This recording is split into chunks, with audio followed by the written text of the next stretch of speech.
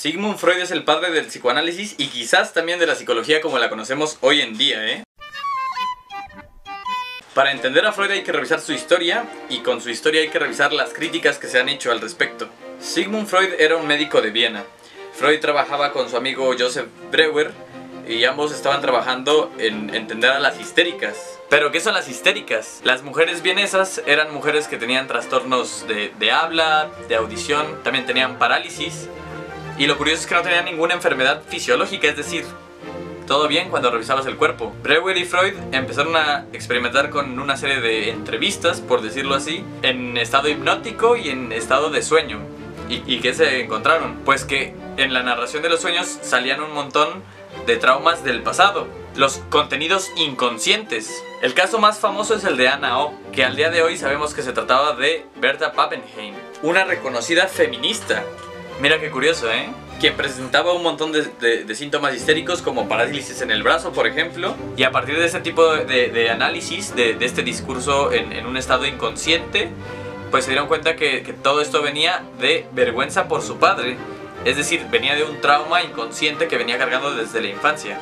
Berta Pappenheim lentamente logró reincorporarse, desaparecieron todos estos síntomas y a partir de esto lograron curar la histeria. Hasta este momento Freud seguía en una tradición médica empírica, donde a partir de esta serie de experimentos oníricos e hipnóticos, pues logró resolver este padecimiento, ¿no? Que no estaba muy bien entendido. Entonces nace la cura por la palabra, el psicoanálisis.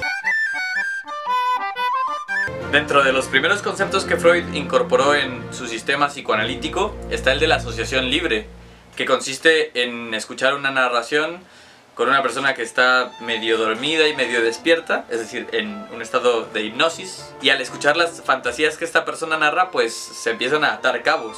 Y en la asociación libre, el analista tenía que cachar todas las metáforas que se hacían. Y es que en un principio, Freud comenzó a escribir toda una fraseología para el funcionamiento de la cura por la palabra. Pero, cuando empieza a hablar de la interpretación de los sueños, las cosas empiezan a complejizar. Empieza a ser toda una suerte de procesos que ocurren en los sueños. La condensación, el desplazamiento, la simbolización. Aquí los términos freudianos empiezan a perder su esencia cientificista para empezar a tener toques poéticos, retóricos incluso. Es que esta es la parte quizás más cuestionable sobre la vigencia de Freud. ¿Por qué? Porque viene de una sociedad por mucho más represiva que la que existe hoy en día. Primero creo esto porque las histéricas ya no existen. Es decir, el mismo psicoanálisis ya no considera este cuadro como existente hoy en día. Se requiere una sociedad muy tradicionalista, misógina, represiva, para que las histéricas surjan. Y es que el mismo Freud era muy propenso a ser psicoanalizado. Freud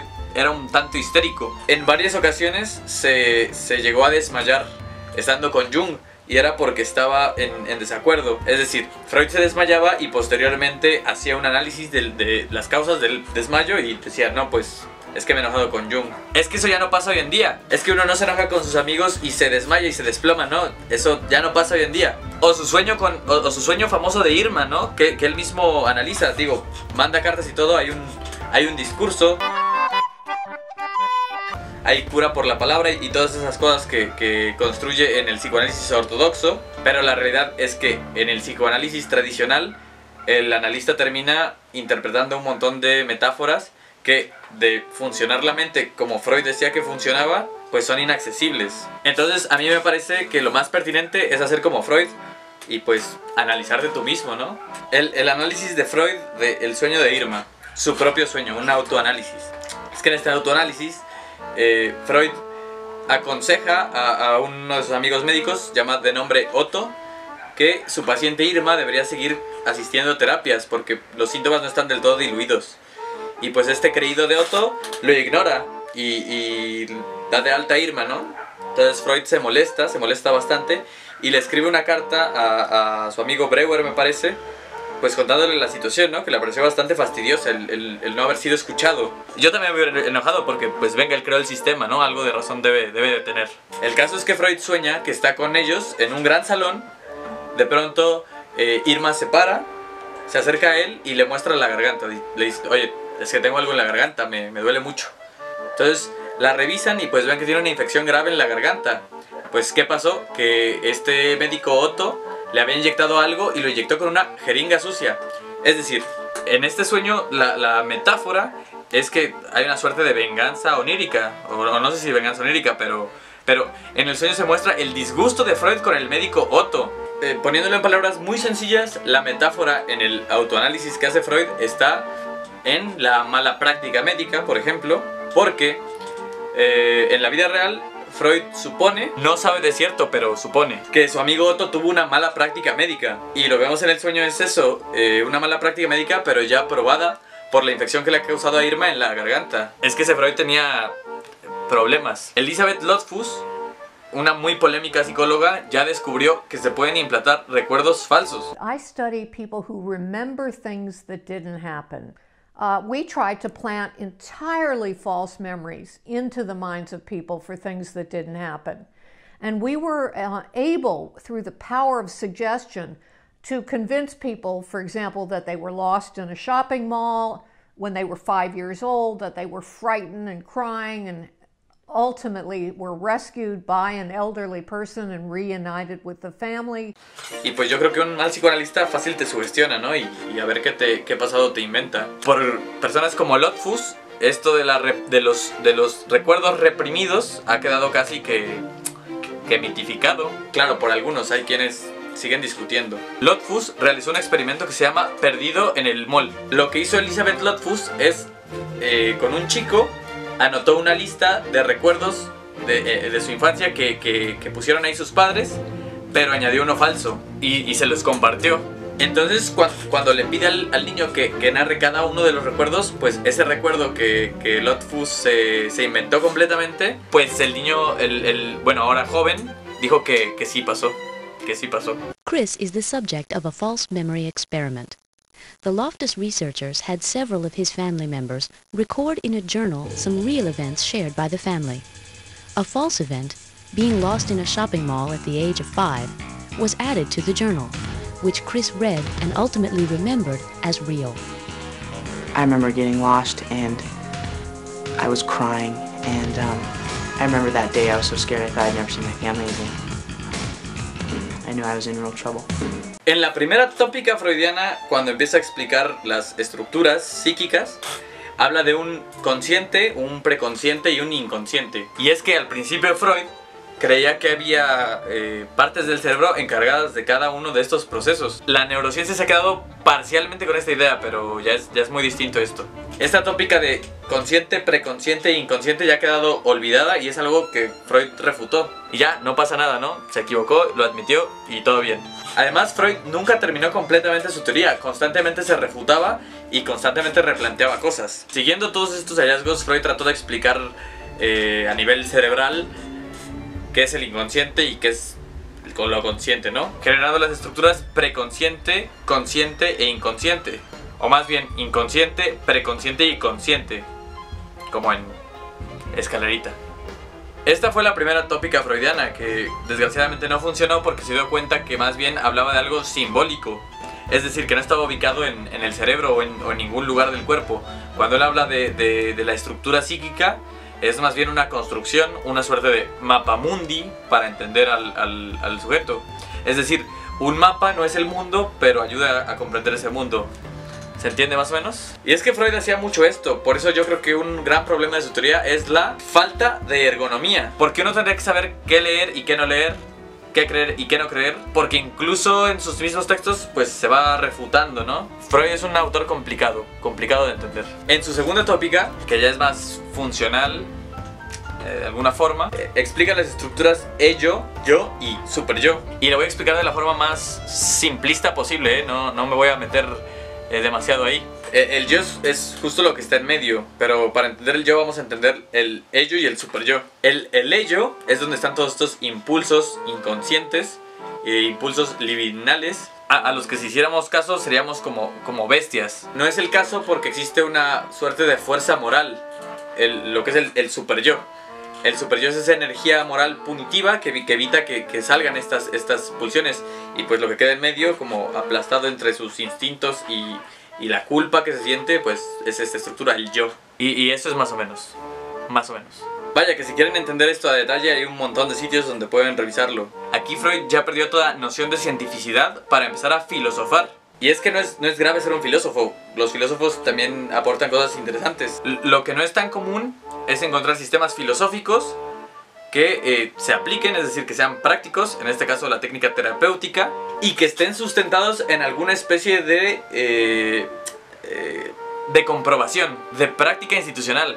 ¿A qué voy con esto? Por ejemplo, Nietzsche, un filósofo, y de hecho un filósofo de quien tomó muchas cosas Sigmund Freud, que no es el caso que quiera explicar a Nietzsche, ¿eh? Esto es solo ilustrativo para entender los contenidos filosóficos y los contenidos científicos. Nietzsche decía que uno tendría que ser como un camello, luego como un león y luego como un niño. Esto es evidentemente una metáfora que no está institucionalizada de ninguna forma, es una idea. Bueno, pues Freud trabajaba con ideas que de alguna forma obtenían el valor de la aplicación técnica. Y es que yo creo que al final Freud fue eso, un gran filósofo, pero pues un filósofo, no un científico. Y es que ¿cuál es el problema de estas distinciones? Bueno, es que sí ocurren algunos problemas al usar el psicoanálisis ortodoxo de Freud. Digo que es filosófico porque se empieza a desentender de conceptos que tenía antes mucho más claros, con referentes no demasiado metafóricos.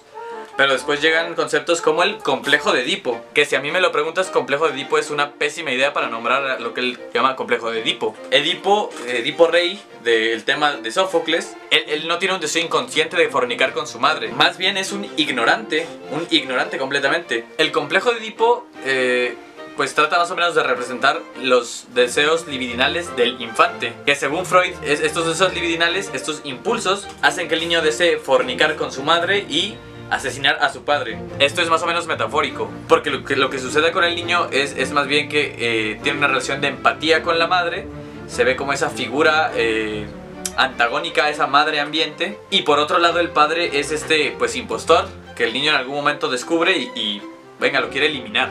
Freud, siendo alguien que lea mucho a autores como Cervantes, Sófocles, Shakespeare, pues se le ocurre que como Sófocles mata a su padre y fornica con su madre, oye, pues Sófocles es bueno para explicar este fenómeno, ¿no? Pues no, yo creo que no, porque en Edipo en ningún momento se ve un deseo inconsciente. Más bien, Edipo es ignorante de su situación. Cuando él se vuelve rey de Tebas, él no estaba enterado y tampoco tenía forma de saber de que Yocasta era su madre. Venga, que no voy a explicar todo el tema tebano, pero si quieren ustedes léanlo y juzguen por sí mismos. Yo creo que lo que quería decir Freud se parece, por ejemplo, más a Hamlet en Shakespeare, porque en Hamlet sí que hay un deseo por asesinar, pero este deseo tampoco es tan manifiesto porque se empieza a cuestionar si está loco, si realmente vio al fantasma de su padre. Entonces, vaya, al final es que ambas son metáforas. Es que eso es filosofía y no ciencia. Pero Freud tiene el respaldo científico del respeto que se ganó antes. Ya se entiende todo el problema que hay aquí. Y es que ahora vayamos a las aplicaciones prácticas del psicoanálisis. Y es que, por ejemplo, a México el psicoanálisis no lo trajeron ni los psicólogos ni los psiquiatras. ¿Quién quería el psicoanálisis en México? Pues los juristas. Sí, claro, porque con la psicosis freudiana ya se puede extender el concepto de trastorno mental, pues con todos esos trastornos que no salen hasta después. ¿Y para qué quieren los juristas el psicoanálisis? Bueno, un caso de ejemplo es el del gobernador de Veracruz, ex gobernador de Veracruz, Javier Duarte. Es que ¿qué hizo Javier Duarte? Robarse millones y billones de pesos. Pero podría quedar en libertad porque se dice que es cleptómano.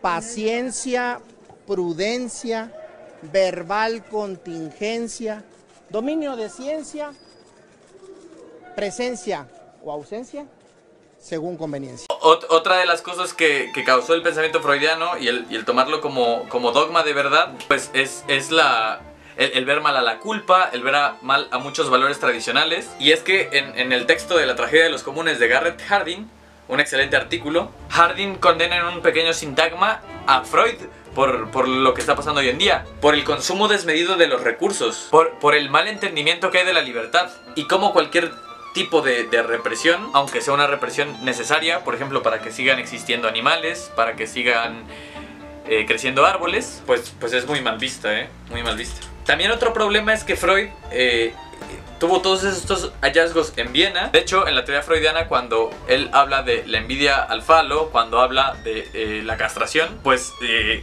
es contenido muy antropológico, muy propio de esa sociedad vienesa de inicios del siglo XX, que, oye, es distinto a lo que conocemos hoy en día. De hecho, Malinowski dijo que mucho de lo que decía Freud estaba descontextualizado, porque todo lo que halló en Viena no estaba en muchos lugares donde Malinowski, antropólogo, en los estudios que hizo sobre las islas Trovián, se dio cuenta que sociedades como los troviandeses no eran patriarcales, eran más bien matriarcales. Es decir, todo el contenido como obsesivo con el falo freudiano, pues en realidad es mucho de sociedades occidentales. Entiendo un poco que se vuelva dogmático con la globalización y con la sincronización que hay entre países, pero bueno, es que Freud estudió a inicios del siglo XX a las personas. Hoy en día las personas son muy diferentes. Y bueno, hay que recordar que esta crítica se hace al psicoanálisis ortodoxo, porque autores como Zizek ya tendrán esto un tanto más actualizado, ¿eh? Todo bien con el psicoanálisis. Yo creo que Freud tiene que ser visto como un gran filósofo y un gran antropólogo, pero mucho de lo que dijo debería ser actualizado y depurado.